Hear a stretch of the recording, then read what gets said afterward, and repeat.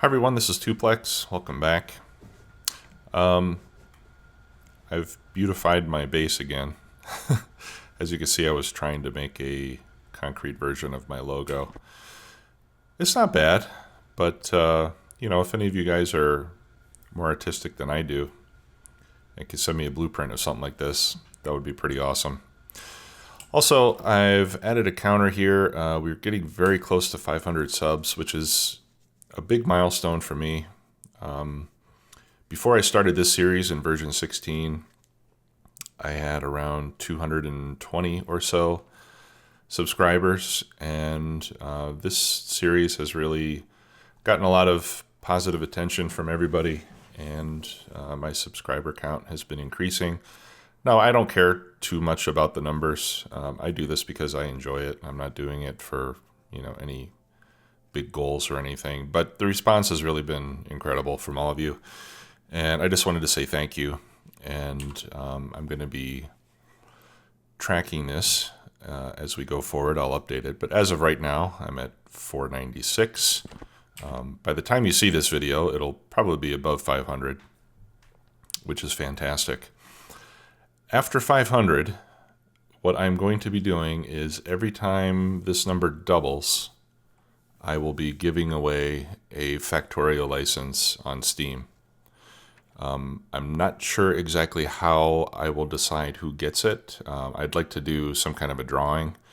I'm going to see if there's some sort of an online tool that I can use that'll make it fair and somewhat random for whoever enters. But we'll hit 500, and then once we hit 1,000, I will do the first giveaway. And then when we hit 2,000, I'll do another giveaway, and so on indefinitely. So that'll just be kind of my way of saying thank you to everybody for the support.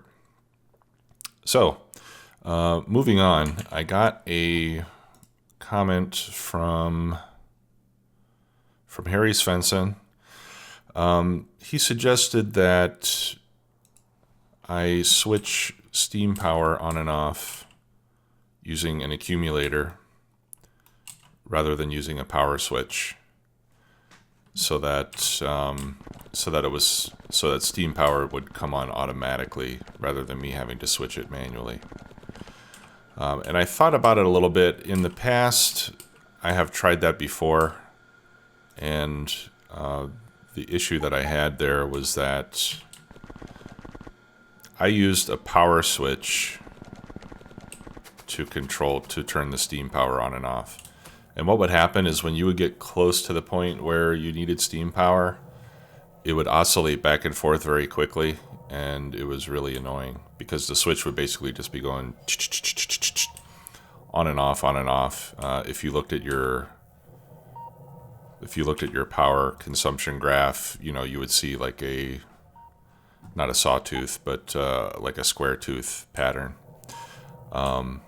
And so as a consequence, I ended up just getting rid of that system almost as soon as I created it because I really didn't like the way that it behaved. But his suggestion was to turn the water pumps on and off. And that, I think, is a really good suggestion because when you turn the water pumps on and off, it takes some time for the water to flow through the pipes to get to the boilers.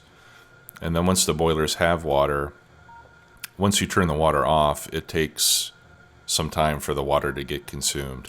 So you end up with a nice smooth ramp up of the power coming on, and then a nice smooth decrease in the power generation when it turns off. And I think that's a much nicer way to control it. Let me fix this real quick. There we go. Oh no, that's not acceptable. You would think that the electric poles would just connect to whatever is closest. That's how I would prefer things to work, but it doesn't always do it like that. Okay, so I've changed, instead of the power switch, I've changed this. So I added an accumulator and connected it to a circuit network. Now by default, the accumulator will will transmit its charge level on an A signal. So in this case, we can see that A equals 100 because it's 100% charged. Okay, now if I were to remove this, now I have 0 charge, but let me just show you. Here, let me remove this so that there's no power. I just want to show you how the charge builds. So let me hook this up again to the input there. Okay. So here we can see that A is nothing. There's no A on there's no input. There's no signal because the charge is 0. So when I put the substation over here, where is it?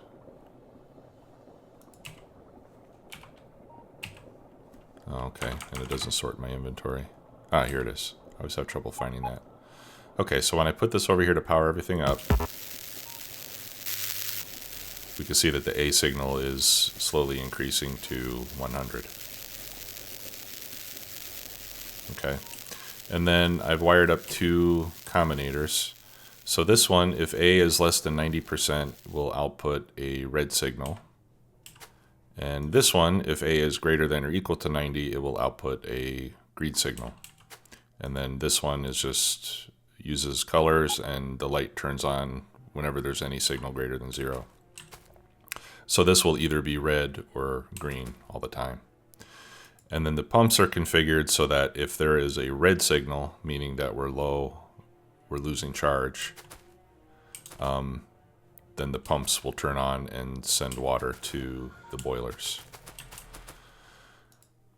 And the reason that this works is because when we have plenty of electricity like we do now, this accumulator will be charged and it'll stay charged all the time.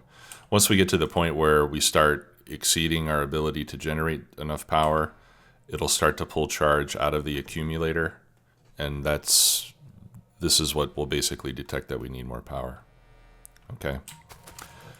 So let's, just as a demonstration, let's take a look at the power here, and then I'm going to remove the substation. Or I'm sorry, I'll remove the accumulator, and that'll basically make the system think that there's not enough power, and we can see what happens. Okay, so the light goes red, the pumps turn on. If we look at our steam power, we can see that it kind of slowly ramps up.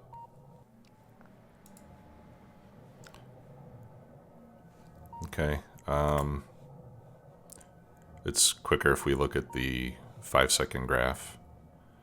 So we can see that the steam power goes up basically to maximum capacity. The system tries to balance between nuclear power and my coal-generated power, but we're using a lot more power than I have steam anyway. So that's why it gets up close to its maximum capacity, and then the rest is covered with nuclear. Okay, so now if I put the accumulator back,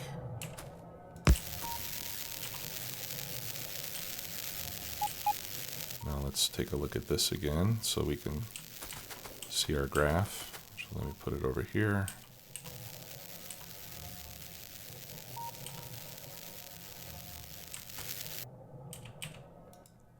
Sorry, I can't show this and do this at the same time. So now when I hook this back up,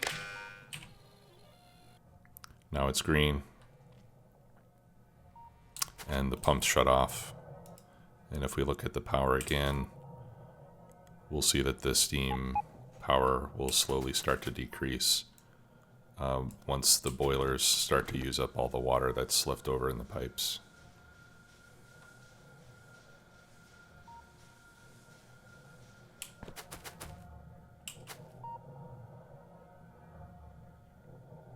And there it goes. All right, so we don't get a lot of wild back and forth. At least I don't expect that we'll get a lot of wild back and forth when we're close to the limit. We'll have to see how it behaves in real life, but at least it's a lot more gradual than just, constant switching back and forth with the power switch. So thanks for the suggestion. I do like that system. I think it'll work much better. Okay, so back to our to-do list. I was working some more on the rocket base. So as you can see, I have placed the rocket silo, and I've fed belts from each of these train stations over here. So we have one belt each for rocket fuel, for rocket control units, for low density structures, and then I have a belt here for a satellite as well. But I've been giving that some thought, and I think that actually we're going to produce the satellite over here. The reason for that is that if you look at the ingredients for the satellite, you need rocket fuel, low density structures, among other things. The other stuff we can make here in the base. But you need rocket fuel and low density structures to make the satellite. And since we're already going to be delivering them here, I thought it would make sense. What we can do is we can use this train to deliver the other components that we need to make the satellite here. So we'll use this train station to deliver solar panels, accumulators, radars, and processing units. Now, radar and processing unit we're already making in the main base, but we're not making solar panels or accumulators anywhere. So for now, I will start to produce those in the main base. But once we get to, 1,000 science per minute, then we'll have an outpost that makes solar panels and accumulators, maybe 2 separate ones. So let's go set that up. Let's go set up the satellite production over there at the rocket base. All right. Oh, okay. I'm going to need to go over there because that beeping is going to drive me crazy. Let's do that first. I wish there was a way to turn off that alert beep when it's just related to construction, because it really bothers me. Maybe there's a mod for that. Or maybe the frequency of it could be decreased. Why do I have all that stuff there?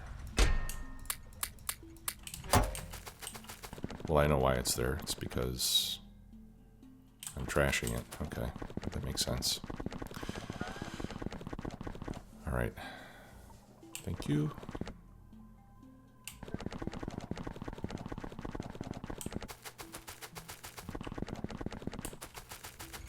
So what I'm going to do instead is I'm going to put the storage chest over here. No, not there. It's got to be next. It really needs to be next to my trash wagon. All right. Well, that's okay. I'm not going to worry about it now. Okay, let's go to the rocket base.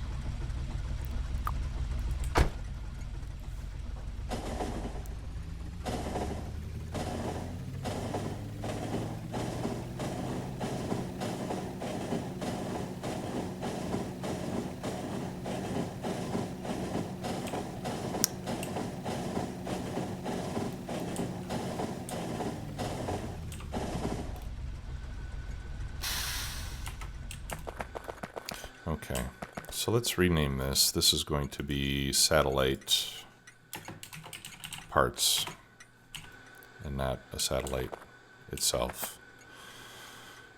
And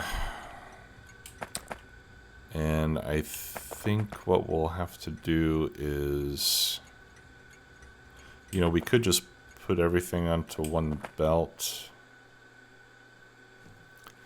but I think this will become much easier to manage if we just use logistics bots.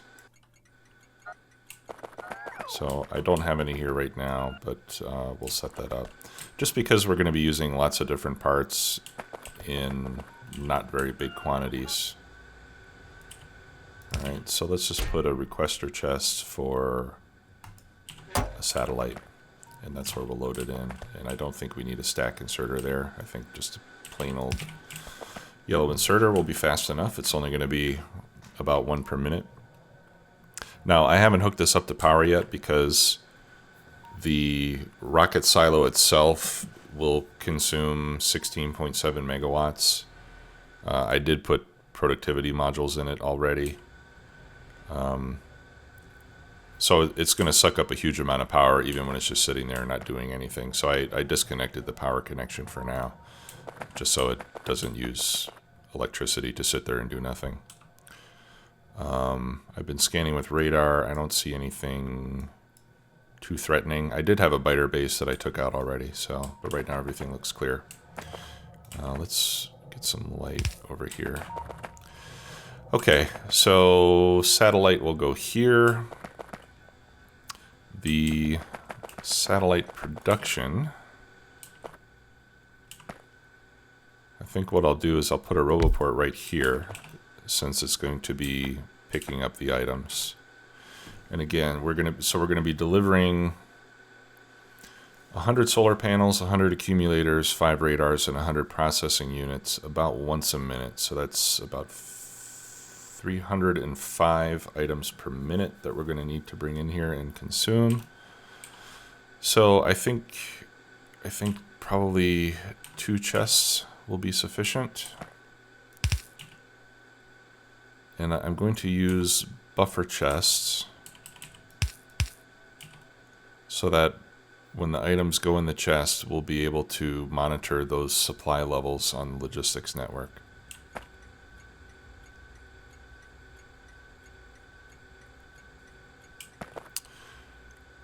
And actually, I think what I'll want to do is have a separate chest for each of those items so that if things get out of balance, I don't want the chest to fill up with solar panels, for example, and then prevent us from inserting anything else.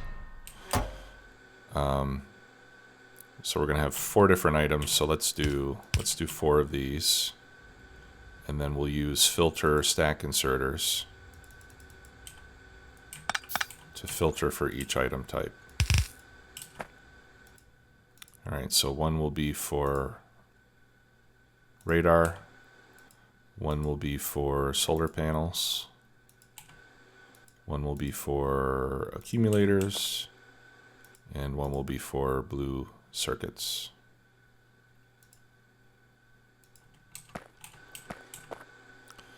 And let's set it so that we only use 1 of each. Or I'm sorry, so that we have enough in those chests to make 1 satellite at a time. So it's 100 of everything except for the radar, which is 5.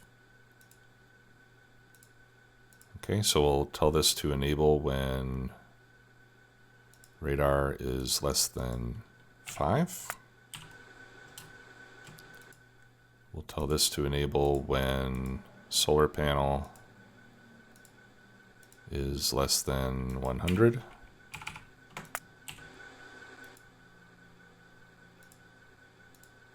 This will be accumulator less than 100. And this will be blue circuit less than 100.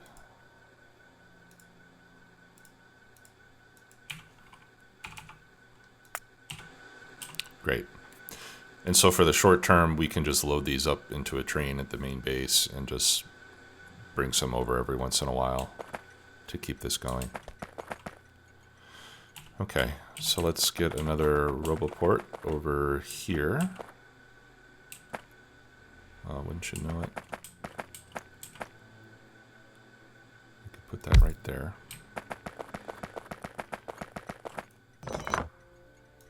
There. Now they're aligned. That makes me feel warm and fuzzy. All right, and then we can have this machine.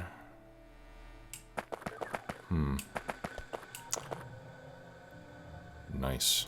Okay, we'll put the machine right here. That way it can directly insert. So we actually don't need that. Okay, so we'll set this to make a satellite. You have to use an assembly machine 3 because of the quantity of ingredients.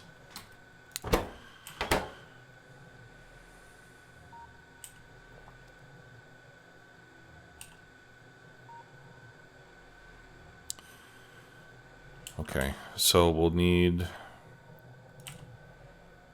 a requester chest, which I'll put right there. All right, so that's going to pull in those items. Now the rocket fuel we can get from the belt, and low density structures we can also get from the belt. So we only need to bring in the other items.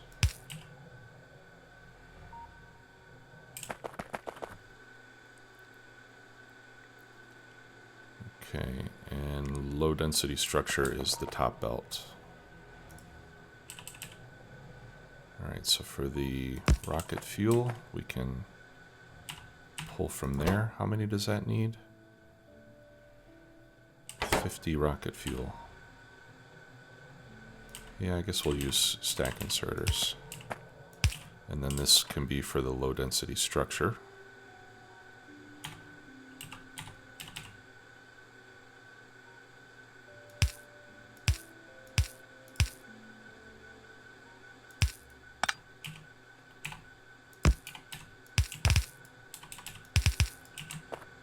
Like that. Okay, and this will all be covered by power with this one. And the satellite only takes 5 seconds, and you can't use productivity modules, so we're just going to leave it like that. It doesn't need speed modules, obviously, because once a minute is going to be plenty of time. Okay. Oh, and then we need to tell this to request from buffer chests. Otherwise, it won't allow us to take from there. Okay, so the train will come in here. It'll store the items over here until they're needed. And then the train will sit here until it's empty. We'll set up a special train wagon with all these items in the proper ratios.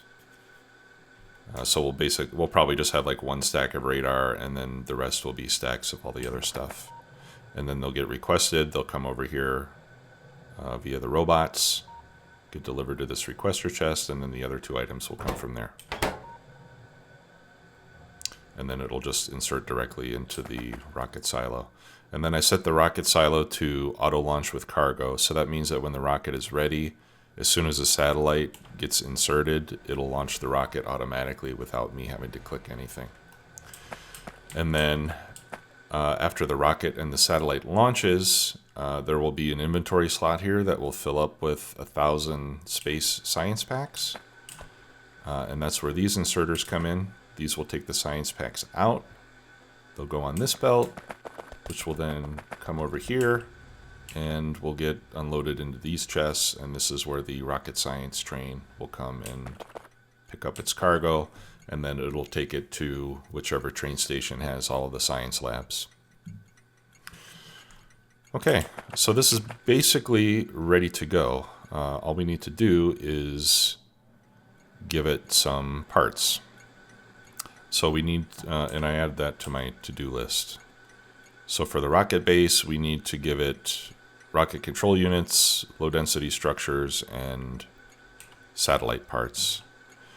So what I'd like to do is start building the outposts for the rocket control units and low density structures. Rather than make them in the main base temporarily, we might as well set up the outposts where those will be made. And my thinking is that what we can do is we can basically blueprint this track layout, and I'll put 2 more close to this one. That way the trains won't have to travel very far. And that'll be for the rocket control unit and the low density structure. Now later on, the blue circuits, I'll have a separate outpost for blue circuits. I'm going to have an outpost for probably solar panels and accumulators together. Radar, well, we're going to make the radar here. Or I'm sorry, radars we'll need to make somewhere. We might even just continue to do that at the main base. I'll have to see how much material is going to be required to do that. So the next step will be to set up the low density structure and rocket control unit production. And kind of like we did with the rocket fuel, we just set this up with, I've just got 8 assemblers for now. This is not enough for the megabase, but it's enough just to give us some rocket fuel. So what I'll do is I'll set up those rocket control units and low density structures with only 8 assemblers just to begin with, but we'll set up all the infrastructure of the rails and train stations and everything. And then, like I said, whenever we want to get a couple more levels of mining productivity researched, we can just load up 1 or 2 trains with the stuff that we need and just kind of manually send them over to get some production done. And we'll just do it in batches. I don't want to do it continuously because, as I mentioned earlier, right now we need to dedicate most of our resources towards making productivity and speed modules, because we really are going to need thousands of those to build the rest of the base. So I don't want to detract from that too much. But if we put it on hold every once in a while to do some more mining research, I think that'll be okay. All right. Well, that's going to do it for today's episode. Thanks a lot for watching. Again, any questions or comments, please let me know in the comments, and I'll get back to you quickly. And I will see you next time. Have a great day. Bye-bye.